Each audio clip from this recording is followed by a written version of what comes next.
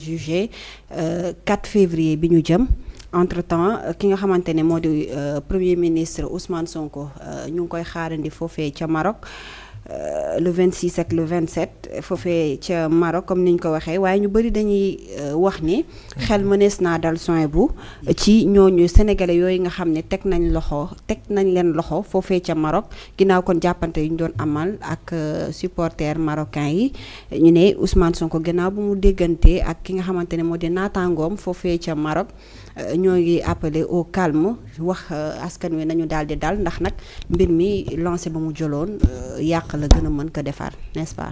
Mariama, j'ai vraiment honte par rapport à l'Afrique et ça me met en colère à la limite. La Coupe d'Afrique des Nations dafa nekk loo xamante ni moom moo di benn rendez-vous du donner et du recevoir la ku nekk di valoriser sa culture ku nekk di wane sa bopp ku nekk di défendre ses couleurs.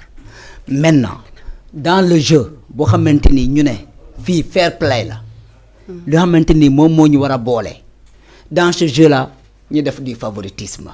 La loi du jeu c'est pas gratuit ñu teg ko parce que ñu ne fii nekkatuñu loo xamante ni ku nekk mën na def lu ko neex mais le jour de la finale tout même les joueurs sénégalais étaient en danger quand celui qui est censé garder la neutralité, celui qui est censé assurer la sécurité des gens, les stadiers ñu nekk en conflit avec les supporters sénégalais au vu et au su de tout le monde sous le silence et le regard coupable de la CAF et de la FIFA ñoom ñoo ñëwaat ñu ne dañuy annoncer la sanction contre le Sénégal. C'est malhonnête de leur part. dañu waxante dëgg un joueur qui joue mais le 21 novembre 2023 Lionel Messi et ses camarades dañoo boudé dañoo quitter le terrain lan moo xewoon parce que Argentine bu waroon jouer ak le Brésil il y avait conflit au niveau des tribunes bi ci biir terrain bi pelouse bi ci kaw tribune bi Messi bu mu xoolee ni ces joueurs sont en danger daf leen nañu génn ci ñu dugg ci vestiaire 30 minutes après la ñu génn ñoo football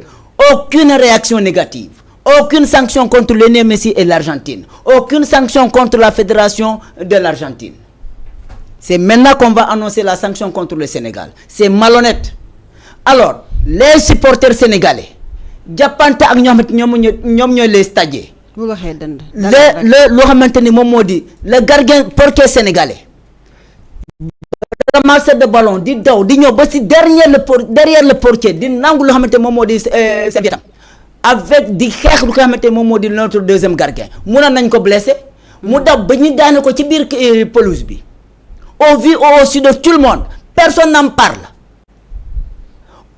boo déggee corps étranger ci terrain ku xamante ni bokkul ci 22 acteurs yi les 11 titulaires de chaque équipe boo ci bokkul boo duggee rek corps étranger nga mais kii dafa daw ba dugg ci terrain bi ñu koy diri yor serviette am bugg nangu serviette am officiel marocain ku xamante ni bon bu mu duggee ñun tout le monde a pensé que la première fois que j'ai vu la vidéo tout le monde pensait que lui il allait dire à ces gosses là dégagez kooku tamit ñoo nekk acteur principal de cette affaire.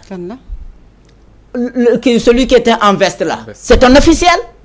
Bien sûr même Hakimi gis nañ ko ci benn vidéo. maa ngi ñëw parking officiel bi nga xamante ni moom moo di lui il est censé assurer ce qu'on appelle la sécurité quand tu es officiel c'est pas gratuit on te donne le badge d'officiel. Dans le football pour nekk entraîneur da ngay commencer d'abord par l'initiation mooy dañu lay initier aux principes et aux valeurs du sport. Éducation, le fair play, le respect mutuel, la tolérance. On se regarde comme étant des frères. C'est ça qu'on appelle dans le football, c'est l'éducation. Un entraîneur est d'abord un éducateur. Waouh, boo defee l'initiation balaa nga yëg ay degré. Tu vois ça, tu ne dis rien. Celui qui était dans le terrain, le numéro 11 marocain. yow defoo tous ci biir terrain bi dugaloo benn bi defoo benn réaction yow yaa war a ñëw léegi naa nga ne da nga nekk protéger pour que le gardien sénégalais bañ a am accéder à son serviette. C'est quoi ces histoires là? La CAF garde le silence, la FIFA garde le silence. Ils ont quoi dans ça? Quand tu organises une compétition, tu es censé être ce qu'on appelle neutre. Tu dois être neutre, tu dois être impartial, tu dois être équidistant devant les nations. Oui, le faut manquer. te loolu amu ci woon. À quoi ça sert? Tous les matchs du Maroc, chaque fois les gens crient sur l'arbitrage. Chaque fois. Le match d'ouverture, problème. Match Maroc contre Nigeria, problème. tous les matchs du Maroc. Et Pape Thiaw avait bien fait. Moi, je pensais qu'il a bien visualisé le match contre le match Maroc-Nigeria. Parce que, dérive, il faut faire le flagrant. Il faut faire commencer les histoires de serviettes. Le portier nigérien, combien de fois il vient là-dedans, c'est bande de tous pour dire serviette.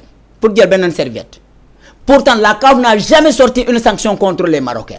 La CAF n'a jamais averti les stadiers marocains. La CAF n'a jamais averti les ramasseurs de ballons.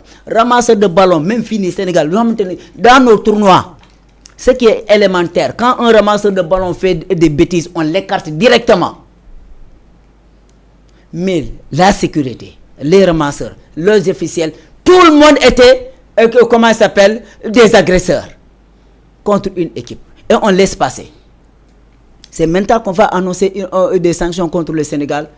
Ce qu'on peut dire à la Fédération sénégalaise de football, la bande à Sadio Mané et Pape Thiaw ont fait leur travail. Faites votre travail. Aucune sanction contre le Sénégal. Pourquoi on va sanctionner? Pourquoi ne pas sanctionner Lionel Messi et l'Argentine? Ils n'ont qu'à faire face, ils n'ont qu'à prendre tous les coupons des vidéos. Mais on devait porter plainte. Pourquoi faire play? On a donné ça aux Marocains. Le numéro 2 marocain, le capitaine Hakimi qui avait pris le serviette de Edouard Mendy pour jeter Kotibiti. Là, tu as Malik Diouf de Kodjeli. C'est maintenant, c'est le 2 poids 2 mesures. Le football, c'est pas ça. Notre chanteur, la légende a dit, football, moi, je mais nous, c'est quoi ça?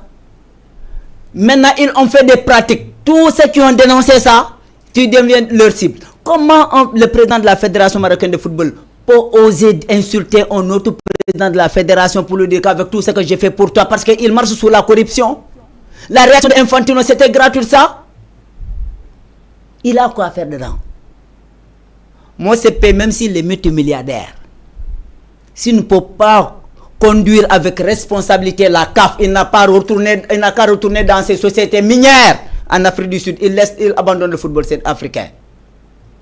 Ils sont mouillés jusqu'au cou dans la corruption. Et ces derniers temps, les secrets ne sont pas encore terminés.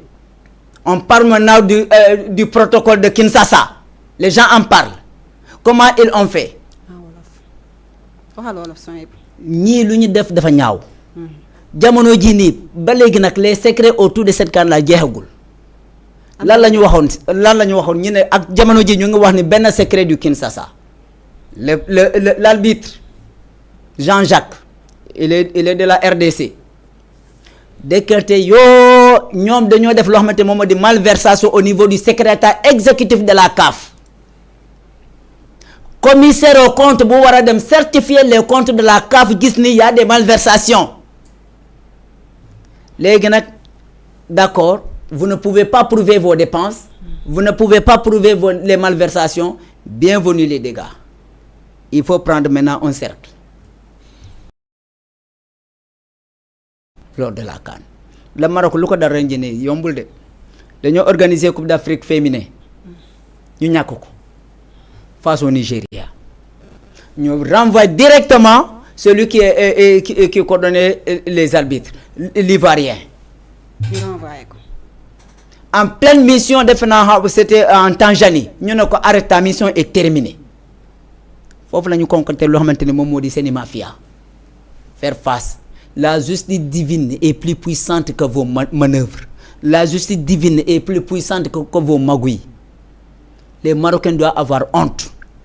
À l'heure actuelle, le Sénégal ne doit même pas négocier la libération de ces jeunes-là. Il doit l'exiger. Le Sénégalais qui a été tué, Cheikh Diouf, est-ce qu'on peut remplacer son âme?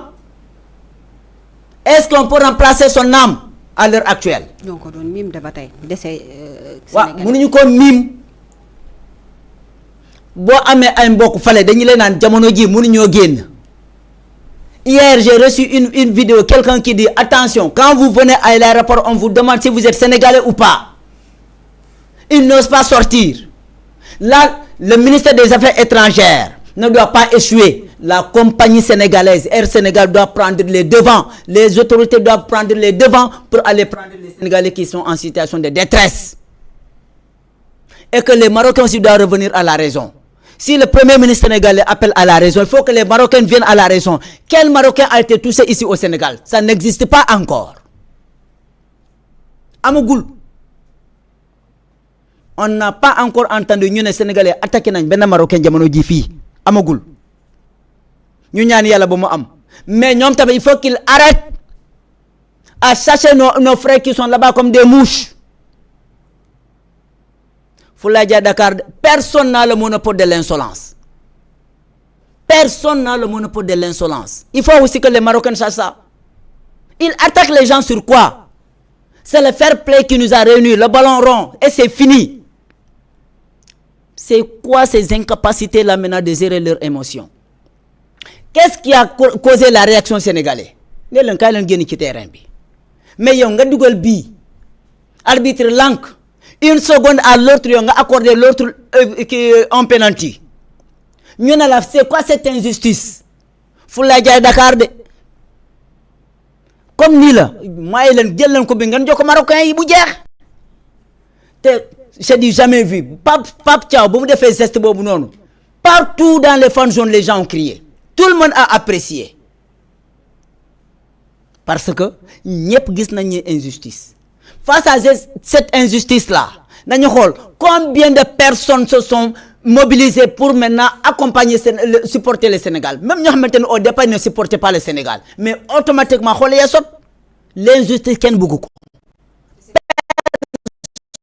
Personne ne veut l'injustice. Pire flagrant. Et les Marocains même le savent. Maintenant, le Sénégal a gagné la sympathie de plusieurs personnes, pour ne pas dire que la quasi-totalité du monde sportif. Seuls les complices et les corrompus ont accepté que ce qui se passe là, non, c'est les Sénégalais, ce qu'ils ont fait, c'est grave. Rien n'est grave là où le respect et la justice n'est pas servi, tu boudes. Il faut quitter. Par magie, ils ont compris. Grâce aussi à la volonté de Sadio Mané pour dire que venez, on va se battre comme des véritables hommes. On fait face. Même vous faites qu'un tenir. Gis nga lenn amon nak ci kii bi penalty boobu na bu duggoon arbitre foofu lay tas match bi du continuer bal bi du ñëw au milieu parce que dañuy jël tout le temps pour jubiler. Ils vont prendre plusieurs minutes pour jubiler pour que temps bi jeex foofu na dootoo jouer yàlla loolu la xam. La personne avait patiné jusqu'à il a arrêté ba mu raté le penalty yàlla dafa jàmm. Il faut que les autorités sénégalaises ñi bu ñu la nelawal 2014 session bu ñu doon wax ni xawma 2014 xawma 2021 xawma lañ 2014 xawma 2015 lañ ko gëj am la session bu ñuy wax xawma 15e session boobu noonu la coopération maroco-sénégalaise boobu depuis amul. Maintenant comment ils peuvent attendre à ces moments de tension ñu ne kaay leen ñu waxtaan ñu nelawal leen au même moment tes enfants sont en train de souffrir là-bas. Il fait extrêmement froid au Maroc. Est-ce qu'ils sont dans de bonnes conditions? Bon, de mes visites, au moment de la visite, nous les mettre dans un cadre normal. Mais bon, quitter. Comment ces Sénégalais qui vont vivre là-bas? Il faut que les autorités sénégalaises aient le courage de faire face aux autorités marocaines. Et qu'ils arrêtent de massacrer nos... Est-ce que gisuñu ni mbir mi dañ ko wara def de manière diplomatique ndax ku xam Sonko xamone ko ci xadar xamone ko ci jël yenn décision yi bu fekkee mom mo dem bay appeler au calme cela veut dire que peut-être non il appelle au calme par rapport aux images qui circulent pour que nit ñi baña def appel à la haine lool amu fi dañu né les Sénégalais qui sont arrêtés là-bas nañu leen libérer lu ñuy def chasse aux sorcières ana Sénégalais ñu mas ki dundal leen lo xamanteni baaxul ñu ne faut que aussi les Marocains aussi arrêtent ça ba légui au Sénégal mané musul kenn musul dégg ñu ne attaqué nañ ben Marocain te ñu ngi fi fess del ils sont pas inquiétés bo tassé ak ñom ci bus bi xana yow yaay taxaw mais ñom dinañ tok lool nak yag nañ ko joy Sénégal ñom bu ñu ñëwé fi même bu ñu défé dara ils ont la liberté alors que doomu Sénégal bu dem fenen lu ñuy dund fait qu'il arrête il faut qu'il soit exigeante ñom au moment où il annonce des recours notre ministère de l'intégration africaine est sorti un communiqué pour magnifier les relations diplomatiques économiques religieuses entre le Sénégal et le Maroc on applaudit jàmm de ben nit mo koy def de mënuma fi nek di la gifler ngeen no sañi ya fi gën may konté di la gifler rek ngeen no ya fi baax xanaa bëggoo dara mënul continuer benn nit kese mënul def jàmm. Très bien. C'est deux parties ñooy def la paix. Il faut que les Marocains reviennent à la raison. Ils n'ont qu'à entamer tout leur armada judiciaire, tout ce qu'ils veulent faire, toute leur influence, tous leurs milliards. ñoom ñoo xam. Gianni Infantino qu'il se dégage dans l'affaire africaine. Bu fekkee ne il a reçu aussi des milliards, xam nga des diamants, de l'or, c'est son affaire. lépp lu ñu ko nar a jox. Sénégal jënd na ko bii moom moo xam. Maintenant li ci des moom moo di que les autorités sénégalaises restent fermes. Abdoulaye Fall, tu ne dois jamais échouer dans cette mission-là. Aucune sanction. Ñi man yéen a non dañuy sanctionner nangam.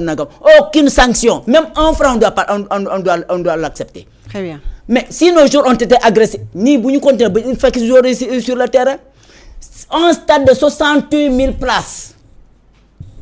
ñaata supporters sénégalais ñoo ci amoon 3 000 tout confondu maximum. Injustice fa la commencé. La CAF a vu, la FIFA a vu ñu noppi. Maroc avec tout leur armada de sécurité, comment une équipe nationale comme le Sénégal peut atterrir à un endroit sans sécurité? ñu lay saboté ngeen nangu nga dem ba en certain moment nga ne dafa doy ngeen naan noonu ñii dañu leen sanctionné fu ñu nekkoon. Wallahi aucune sanction contre le Sénégal.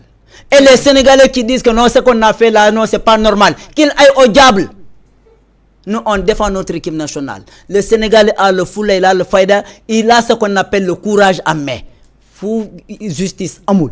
Pape Thiaw nee na moom fa mu juddoo ragal amu fa de. Moom sax fenn laa ko meree. Je demande pardon au football. Tu n'as rien à demander pardon. Bu fekkee ne def na li muy def fii même ci pays. On l'assume, c'est le leadership assumé. On l'assume. Il a demandé, par exemple, Wallahi al-Azim, on avait montré le visa sénégalais. Fii là où il n'y a pas la paix, là où il n'y a pas de justice, on va quitter. Tout le monde a apprécié. Le monde entier a apprécié. Maintenant, il ne doit pas revenir pour demander pardon. Il ne demande pardon à personne. L'arbitrage a été chaotique. Maintenant, ceux qui disent est-ce qu'on peut nous sanctionner? Si la France a peur du Sénégal, nous avons rangé ce drapeau, nous boycotter la Coupe du Monde. Sénégal a une Coupe du Monde par force, nous allons nous côté. Inch'Allah. En attendant, Aïda may la ndox bu sedd nga naan monsieur Diédhiou.